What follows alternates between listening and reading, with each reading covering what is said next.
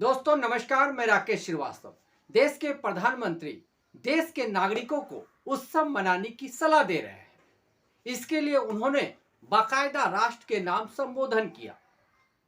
संबोधन के दौरान ऐसा लगा कि प्रधानमंत्री नरेंद्र मोदी कुछ बड़ा बोलने वाले हैं, कुछ ऐसा बोलने वाले हैं जिसका इंतजार पूरे देशवासियों को है, क्योंकि तमाम तरह के मसले पिछले काफी समय से चले आ रहे हैं।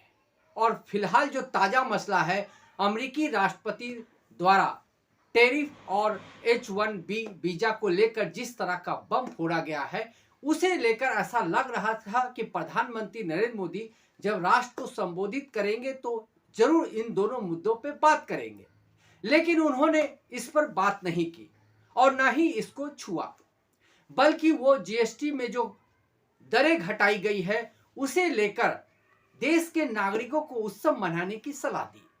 पिछले 8 सालों से जीएसटी के नाम पे लोगों की जेबों से लगातार बड़ी रकम निकालने वाली सरकार अब कह रही है कि जीएसटी की दरें कम हो गई है, इसलिए आप उत्सव मनाएं। ऐसा लगता है कि देश के प्रधानमंत्री को इस देश की जो मूल समस्या है उसका ज्ञान ही नहीं है, क्योंकि जीएसटी इस देश की मूल समस्या नहीं है।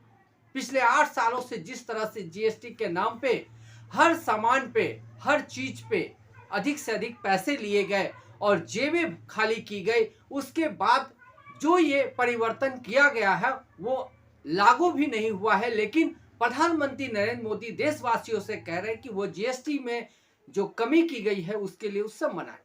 तो क्या देश के प्रधानमंत्री उन लाखों युवाओं के जख्म पे नमक छिड़क रहे हैं जिन युवाओं के सामने डोनाल्ड ट्रंप ने एक नई समस्या खड़ी कर दी है?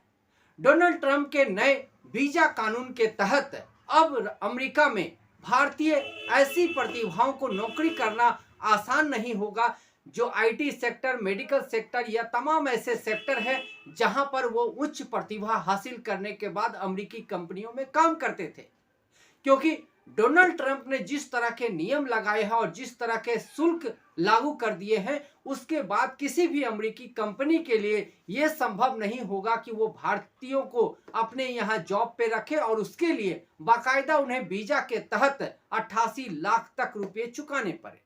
ऐसे में लाखों भारतीयों के सामने जो अमेरिका में रह के नौकरी करना चाहते हैं, उनके सामने बड़ा संकट खड़ा हो गया है। एक ऐसे संकट के दौर में जब अमेरिकी राष्ट्रपति द्वारा लागू किया गया है, देश के प्रधानमंत्री नरेंद्र मोदी लोगों को उत्सव मनाने की सलाह दे रहे हैं। ऐसा लगता है कि जैसे देश के प्रधानमंत्री इन युवाओं के जख्मों पे नमक छिड़कने का काम कर रहे हैं।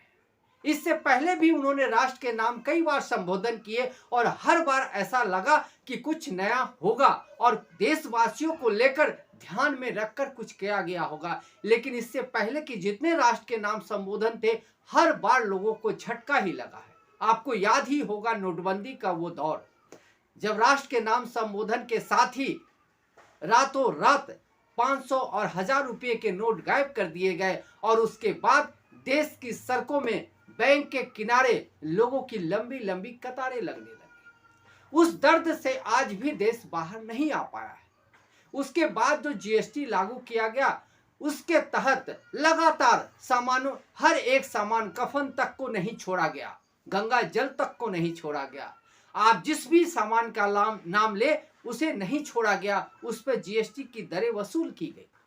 अब जीएसटी की दरें कम की गई है और ये बताने की कोशिश की जा रही है कि ये जीएसटी तो किसी और सरकार ने लगाया है, हमने इसे घटा दिया है। आपने ही देश में जीएसटी की दरें लागू की थी और आपने ही अब घटाया है, और घटाकर कोई एहसान नहीं किया गया है, क्योंकि जीएसटी की दरों के अंदर का खेल आपको समझना जरूरी है। इस खेल पे हम बाद में चर्चा करेंगे। पहले ये बता दें कि किस तरह से देश में जो माहौल है, उस माहौल को समझने में प्रधानमंत्री नरेंद्र मोदी ऐसा लगता है कि जानबूझकर अनदेखी कर रहे हैं या उन्हें हर चीज की जानकारी है, फिर भी इससे बचने की कोशिश कर रहे हैं। फिलहाल अमेरिका में जिस तरह से H-1B वीजा के तहत जो भारत से गई प्रतिभाएं नौकरी करती है, उनके लिए बड़ा संकट खड़ा हो गया।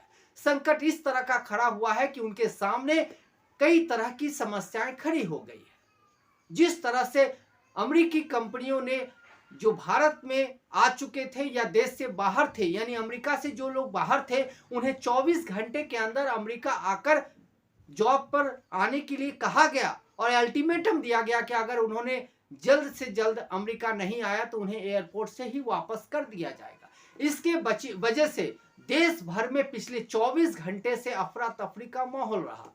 लोगों को समझ में नहीं आ रहा था कि वो क्या करें, क्योंकि बहुत सारे जो अमेरिका में नौकरी करने वाले युवा हैं वो अपने फैमिली के साथ समय व्यतीत करने के लिए आए हुए थे। कई लोगों की शादी तय हो चुकी थी, उन्हें शादी करना था। कई लोगों ने सालों से अपने परिवार से मुलाकात नहीं की थी, अपने पेरेंट्स से मिलना था, उसके लिए वो आए थे। कई लोग ऐसे थे जो अपने पेरेंट्स को अपने साथ ले जाना चाहते थे। लेकिन अचानक से अमेरिकी राष्ट्रपति डोनाल्ड ट्रंप द्वारा जिस तरह का बम फोड़ा गया, उस बम की वजह से लाखों जो युवा जो अमेरिका में नौकरी करते हैं उनके सामने अचानक से ऐसा संकट खड़ा हो गया जैसे उन्हें लगा कि कोई रात में सोते हुए वो डरावना सपना देख रहे हैं। वो अपना सब कुछ काम धाम छोड़कर भागते फिरे और ये पता करने की कोशिश कर रहे थे कि अमेरिकी राष्ट्रपति ने जो नियम लागू किया है उसका जो दर्द है वो कहां तक जाएगा, उससे वो कितने हद तक प्रभावित होंगे। लेकिन देश के प्रधानमंत्री दूसरी ही दुनिया में जी रहे हैं। वो लोगों को उत्सव मनाने की सलाह दे रहे हैं। क्यों? क्योंकि जीएसटी की दरें कम कर दी गई। साहब, जीएसटी की दरें आपने ही बढ़ाई थी। 28% तक लोगों से जीएसटी की दरें वसूल की जा रही थी। यानी 1 लाख की अगर आप कार खरीदे तो 1,28,000 रुपये देने पड़ रहे थे।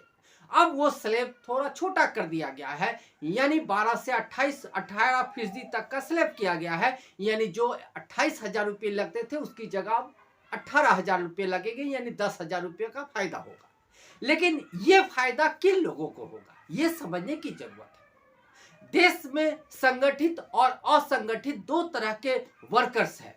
संगठित क्षेत्र में बड़ी कम मात्रा में लोग काम करते हैं। अगर अनुमान लगाए तो 6% लोग हैं जो संगठित क्षेत्र में काम करते हैं, जबकि असंगठित क्षेत्र में 94% लोग काम करते हैं जिनका कोई यूनियन नहीं है। ऐसे लोगों को जीएसटी के दरें घटाने से कोई फायदा नहीं होने वाला है, उल्टे उन्हें नुकसान होने वाला है। अब इसकी बात समझिए, इसका गणित समझ लीजिए कि जब असंगठित क्षेत्र में किसी भी चीज का निर्माण होता है या बिक्री होता है, उसे मार्केट वैल्यू नहीं मिलता है। मार्केट में वो दूसरी जो संगठित क्षेत्र की चीजें हैं उसके साथ वो प्रतिस्पर्धा नहीं कर सकती है। उन्हें संगठित क्षेत्र के लोगों पर निर्भर करना पड़ता है अपने सामानों की बिक्री के लिए। ऐसे में जीएसटी की दरें घटाने से सीधे तौर पे उन्हें कोई फायदा नहीं होगा। ये फायदा सीधे तौर पे संगठित क्षेत्र में काम करने वाले लोगों को ही होगा। ऐसे में जिस बात का दुख लोगों के सामने था और जिस बात का गर्व महसूस करा रहे थे प्रधानमंत्री नरेंद्र मोदी कि बड़ी संख्या में गरीबों को राहत मिलेगी, गरीबों को मिडिल क्लास में प्रवेश करने का मौका मिलेगा, वो मत महज एक छलावा है। क्योंकि इस देश में 80 करोड़ लोगों को सरकारी राशन भेजे जाते हैं, यानी 80 करोड़ लोगों के पास 2 वक्त भोजन करने का पैसा नहीं है, उनके पास संसाधन नहीं है। उसके अलावा ऐसी बड़ी संख्या में आबादी है जिन्हें सरकारी योजनाओं पे जिंदा रखा गया है, वो भी तब जब 11 साल में भारतीय जनता पार्टी और एनडीए की सरकार ये कहते नहीं थकती है कि देश के हर सेक्टर में विकास की बयार बह रही है। विकास ने तो तमाम रिकॉर्ड तोड़ दिए हैं और देश विश्व गुरु बनने की राह पे है और चौथी अर्थव्यवस्था बनकर खड़ा है। लेकिन इसी देश में 80 करोड़ लोगों को राशन भेजे जाते हैं, लाखों लोगों को सरकारी योजनाओं के जरिए उन्हें जिंदा रखने की कोशिश की जा रही है। ऐसे देश में जीएसटी जैसे तीखे नीति को लागू किया गया और लोगों की जेबों से बड़ी संख्या में पैसे निकाले गए और 8 साल के बाद अब साहब को याद आया, यानी मोदी साहब को याद आया कि अब लोगों को राहत देनी चाहिए। क्यों राहत देनी चाहिए? आखिर अचानक से ऐसा क्या हो गया? क्योंकि बिहार में विधानसभा के चुनाव होने हैं और राहुल गांधी ने जिस तरह से वोट अधिकार यात्रा निकालकर बिहार में माहौल बनाया और जिस तरह से देश भर में वोट चोरी का मुद्दा गरमाया हुआ है, इन सब चीजों से ध्यान भटकाने के लिए भारतीय जनता पार्टी की तरफ से, खास करके प्रधानमंत्री नरेंद्र मोदी और गृह मंत्री अमित शाह की तरफ से लोगों को डाइवर्ट करने, यानी वो जो सोच रहे हैं उससे अलग करने के लिए इस तरह का एक नया सामान, आप समझ सकते हैं कि नई चीज सामने ला दी गई है कि भाई जीएसटी की दरें कम हो गई है, अब तो आपकी सारी समस्या खत्म हो गई, अब आप जो भी चाहे खरीद ले और आराम से अपनी जिंदगी जिए।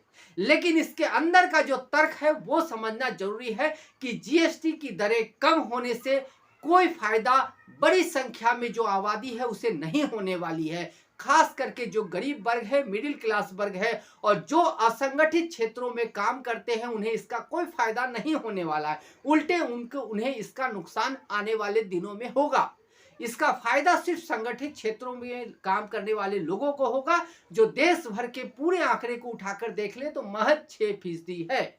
यानी ये सरकार अभी भी ऐसे ही लोगों के लिए काम कर रही है जिसकी वजह से ये सरकार बदनाम रही है। यानी अमीरों को और अमीर बनाने का प्रयास है, गरीबों को और भी खत्म करने की कोशिश है। लेकिन देश में यह समस्या अभी मजबूत इतनी बड़ी नहीं है जिस पर प्रधानमंत्री नरेंद्र मोदी को देश को संबोधित करने की जरूरत थी। उनसे कुछ बड़े की उम्मीद थी।